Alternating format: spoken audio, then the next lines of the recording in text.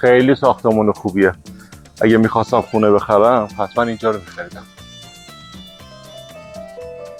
آشپزخونه جذاب این واحد رو نگاه میکنیم. یه آشپزخونه که یه شرکت آلمانی ساخته و فول فرنیش میله است.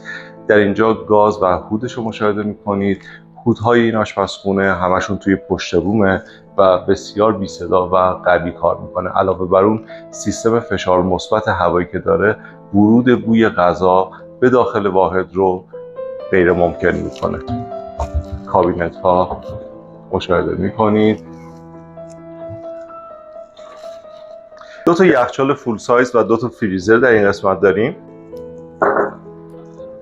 اینجا هم دو تا سوپر که مشاهده میکنید. در اینجا هم یک کابینت کاربردی خیلی خوب. سینک ظرفشویی و ماشین ظرفشویی رو توی این قسمت آشپزخونه داریم و همینطور یک گاز برقی و سرخ‌کن که در اینجا تعبیه شده. از این سمت هم وارد حال خصوصی میشیم.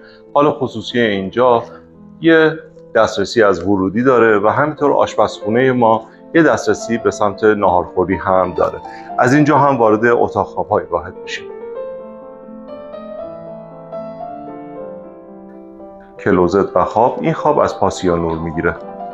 ورودی به سمت پاگرد راهپله و آسانسور از اینجا داریم. یه لاندری که با برند میله لباسشویی و خشک‌کن تجهیز شده.